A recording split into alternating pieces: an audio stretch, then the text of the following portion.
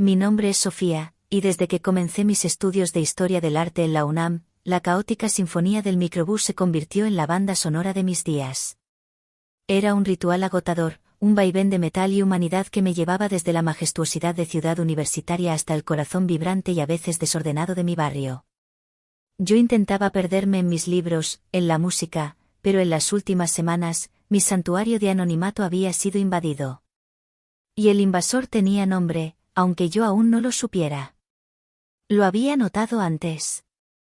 Era imposible no hacerlo. Tenía una presencia silenciosa, casi magnética, que se imponía sobre el ruido de los vendedores ambulantes y el rugido del motor. No era el típico galán, su belleza era más terrenal, más cruda. Llevaba siempre jeans gastados, manchados con lo que parecía ser laca o barniz, y camisas sencillas que se adherían a un torso fuerte. Pero eran sus manos las que siempre atrapaban mi atención, dedos largos y firmes, con las yemas callosas y las uñas perfiladas por una fina línea oscura, como si acabara de acariciar el alma de una madera antigua. Ese día en particular, el calor de la tarde se colaba pegajoso por las ventanillas. Yo llevaba un vestido de algodón ligero, de color terracota, con un estampado de flores blancas que danzaba justo por encima de mis rodillas con cada frenazo del vehículo. Mis pies, calzados con unas sandalias de cuero trenzado que dejaban al descubierto mis uñas pintadas de un rojo intenso, se aferraban al suelo para no perder el equilibrio. El tintineo de mis pulseras de plata era el único sonido delicado en medio del caos. Pero sentía su mirada sobre mí, intensa, casi física. No era una mirada lasciva, sino analítica, como la de un artista estudiando a su musa. Y entonces lo vi. Sostenía un cuaderno de bocetos con cubierta de cuero y un lápiz de carboncillo se movía con una velocidad y precisión hipnótica sobre el papel. Me estaba dibujando. No era la primera vez. Llevaba días sintiendo sus ojos recorrer mi figura, la curva de mi cuello cuando leía, la forma en que mi cabello caía sobre mis hombros. Una parte de mí se sentía extrañamente halagada, pero la otra, la que atesoraba su privacidad, hervía de indignación. ¿Quién se creía él para robar mi imagen, para plasmarme en su cuaderno sin mi permiso? El microbús frenó bruscamente para esquivar un taxi, y vi cómo el lápiz se le escapaba, trazando una línea oscura y furiosa que seguramente había arruinado su obra. Soltó una maldición en voz baja. Era mi oportunidad. Mi parada estaba cerca. Me levanté, y con el corazón latiéndome en la garganta, me abrí paso entre la gente hasta quedar frente a él. El olor a madera, a trementina y a un sutil almizcle masculino me envolvió. Disculpa, dije, mi voz sonando más firme de lo que me sentía. ¿Se puede saber qué tanto dibujas? Él levantó la vista. Sus ojos eran del color del café recién hecho, profundos y con un brillo divertido que me desarmó por completo. Una sonrisa ladeada jugó en sus labios. No parecía ofendido, ni siquiera sorprendido. A veces, comenzó, su voz era grave y con un timbre ligeramente ronco, la inspiración simplemente te encuentra, aunque sea en medio de este manicomio con ruedas. No puedes dejarla escapar. Cerró el cuaderno de golpe, cubriéndolo con una mano protectora, como si guardara un secreto. Quiero verlo, exigí, cruzándome de brazos. Su sonrisa se ensanchó. Pero no todos los tesoros deben ser mostrados al primer curioso que pregunta. Las puertas del microbús se abrieron con un chirrido. Era mi parada. La gente detrás de mí empezó a empujar para bajar. Me quedé un segundo suspendida en el tiempo, atrapada entre la furia y una insoportable curiosidad. ¿Quién era este hombre? ¿Y qué había dibujado con tanta devoción en esas páginas? Con una última mirada desafiante, me di la vuelta y bajé, sintiendo sus ojos en mi espalda hasta que la puerta se cerró y el autobús se alejó, dejándome en la acera con más preguntas que respuestas y con la extraña sensación de que acababa de perder algo que ni siquiera sabía que tenía. Los siguientes días fueron una tortura de anticipación. Cada vez que subía al microbús, un nudo de nervios y expectación se formaba en mi estómago. Escaneaba los rostros de los pasajeros, buscando esos ojos color café y esa sonrisa insolente. Pero él no estaba. Su ausencia era un grito en el silencio de mi rutina, una página en blanco en una historia que había comenzado sin mi consentimiento y que ahora, para mi frustración, yo misma anhelaba continuar. Empecé a ser más consciente de mí misma, de los detalles que quizás él había capturado con su lápiz. Una mañana, elegí un vestido negro ajustado, de cuello alto pero sin mangas, que dejaba mis brazos al descubierto. Lo combiné con unos botines de tacón bajo que hacían un sonido decidido y rítmico al caminar. Me recogí el pelo en una coleta alta, dejando mi cuello despejado, y me puse unos aretes de plata largos que rozaban mis hombros. Mientras me miraba en el espejo, me pregunté si se fijaría en el pequeño lunar junto a mi clavícula o en la forma en que mis tobillos se veían enmarcados por el cuero de los botines. Era una locura. Me estaba vistiendo para un fantasma, para un ladrón de miradas que ni siquiera se dignaba a aparecer. Esa tarde, al salir de la facultad, una idea impulsiva se apoderó de mí. En lugar de tomar mi ruta habitual, me bajé varias paradas antes, en una zona de la ciudad conocida por sus viejos talleres de artesanos. Recordé el olor que lo envolvía, madera, barniz, un aroma a trabajo manual y a paciencia. No podía ser un oficinista. Tenía que ser un artista, un creador. Caminé sin rumbo por calles empedradas, esquivando puestos de mercado y el bullicio de la vida cotidiana. El sol de la tarde teñía las fachadas de colores cálidos, y por un momento, me sentí como una detective en mi propia novela de misterio. Estaba a punto de darme por vencida, resignada a que mi búsqueda era absurda, cuando un sonido me detuvo en seco. Era el rasgueo melancólico y profundo de una guitarra española, una melodía de prueba, notas sueltas que buscaban afinarse. El sonido provenía de un pequeño local de aspecto antiguo, con un letrero de madera tallada que apenas se leía, Guitarras Vargas. Mi corazón dio un vuelco. Me acerqué a la ventana, cuyo cristal estaba cubierto por una fina capa de polvo, y miré a través de un pequeño claro. Y allí estaba él. No era un fantasma. Era real, tangible. Estaba de espaldas a mí, sin camisa, mostrando una espalda ancha y definida. El sudor perlaba su piel mientras lijaba con una delicadeza increíble el cuerpo curvo y suave de una guitarra a medio terminar. El aire del taller parecía denso, cargado con el aroma embriagador del cedro y el serrín. Sobre una mesa de trabajo desordenada, entre herramientas y trozos de madera, descansaba su cuaderno de bocetos. La guarida del ladrón. Él era un laudero, un artesano que construía belleza con sus manos callosas. Tomé una respiración profunda, sintiendo cómo el valor y la adrenalina se mezclaban dentro de mí. Empujé la pesada puerta de madera. Una campanilla sobre el marco sonó, anunciando mi entrada con un tintineo cristalino que rompió el silencio del taller. Se detuvo en seco, sus músculos se tensaron. Lentamente, se dio la vuelta. Sus ojos se abrieron de par en par al reconocerme, una mezcla de sorpresa y algo más, algo que parecía pánico, apareció en su rostro. Por primera vez, lo veía vulnerable, despojado de su armadura de confianza que mostraba en el autobús.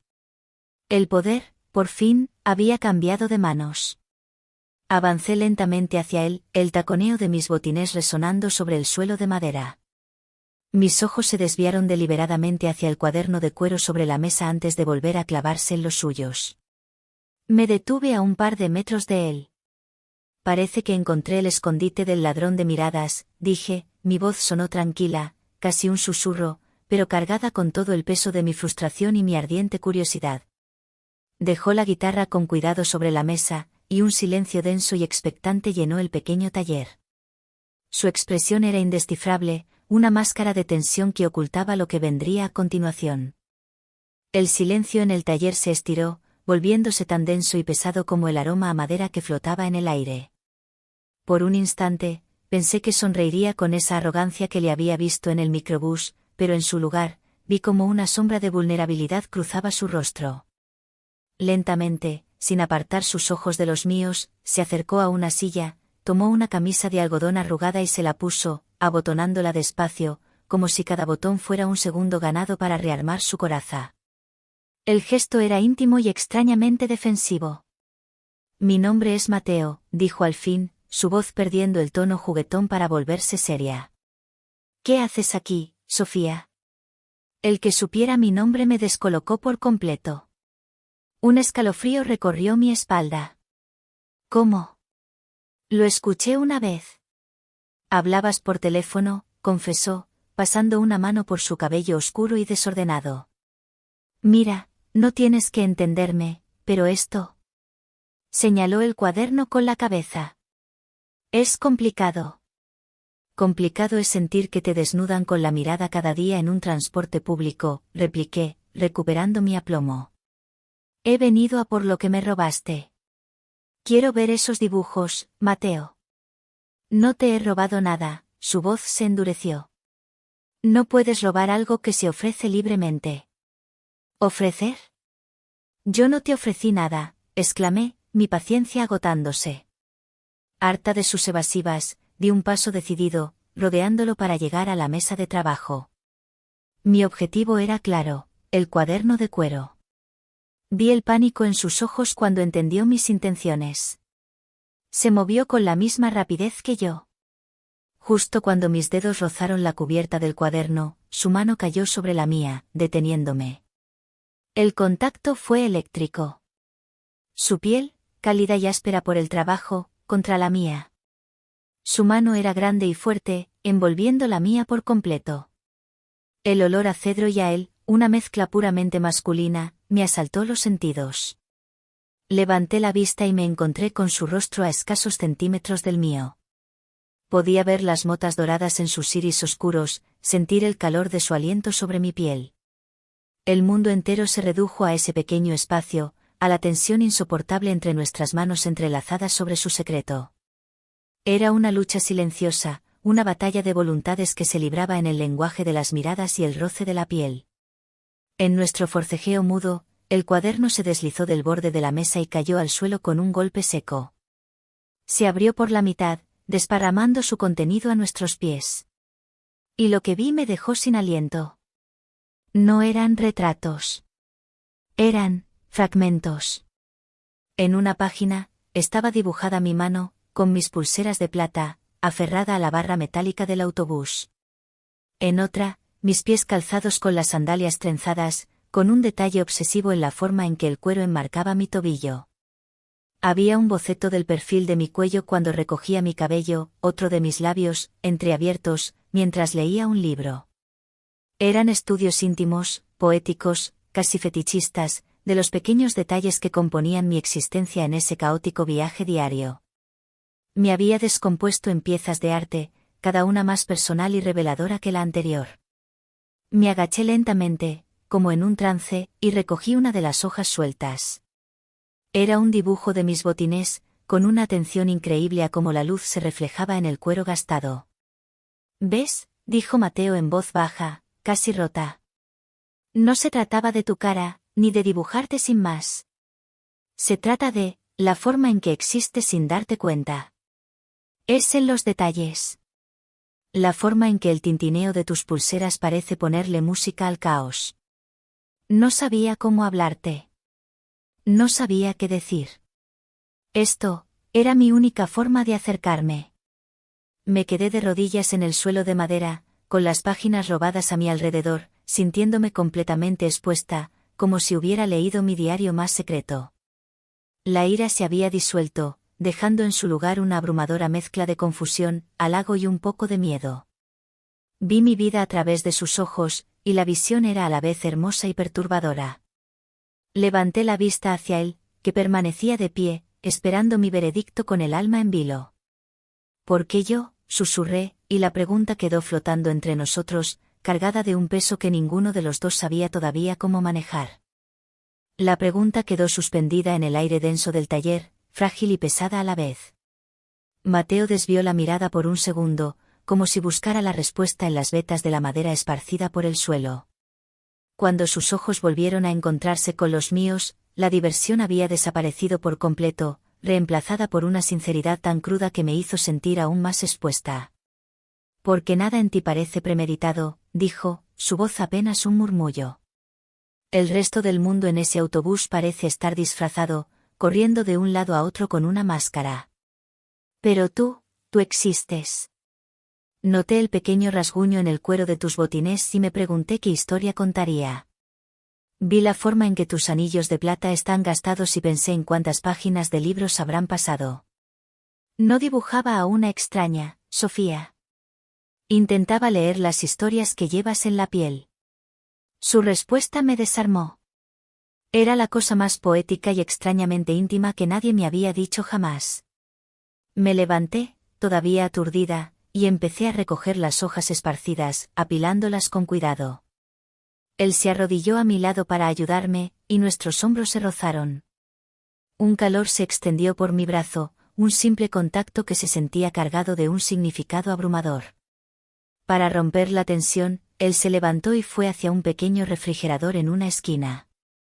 «Tengo agua de Jamaica», ofreció, su voz recuperando un poco de normalidad. «La prepara mi abuela. Dice que es buena para el mal de amores y para los sustos». Asentí en silencio, y me sirvió un vaso de un rojo profundo y brillante. El sabor era dulce, ácido y refrescante. Mientras bebía, él comenzó a hablar de su trabajo, como si necesitara llenar el silencio con algo seguro, algo que dominara. Me mostró las guitarras en diferentes etapas de construcción. Su pasión era palpable, transformándolo de un observador sigiloso a un creador vibrante. «Esta es de palo de rosa», dijo, señalando el cuerpo oscuro y rojizo de una guitarra. «Huele a tierra y a lluvia». Acercó la pieza a mí y aspiré el aroma profundo y exótico. Luego, tomó mi mano. Me sobresalté, pero su tacto era respetuoso. Con una delicadeza inesperada para unos dedos tan callosos, guió mis yemas sobre la superficie de otra madera, una de arce, increíblemente suave y pulida. «Siente esto. Es como tocar seda, ¿verdad? Cada madera tiene su propia piel, su propia voz». Cerré los ojos por un instante, concentrándome en las sensaciones, la textura sedosa de la madera bajo mis dedos, el calor de su mano sosteniendo la mía, su cercanía. Era una forma de comunicación mucho más profunda que las palabras. Estaba compartiendo su mundo conmigo a través del tacto. Abrió un pequeño cajón y sacó una pieza minúscula de nácar, iridiscente como el ala de una mariposa. La depositó en la palma de mi mano. «Esto será parte de la roseta, el mosaico alrededor de la boca de la guitarra», explicó. «Es frágil, pero hace que la madera cante con más fuerza». La luz dorada del atardecer comenzaba a filtrarse por la ventana polvorienta, señalando que había pasado horas allí, perdida en su universo de aromas y texturas. El tiempo había dejado de existir. Sentí una punzada de tristeza al pensar que debía irme, volver a mi mundo, al ruidoso microbús. «Tengo que», empecé a decir, pero las palabras se atascaron.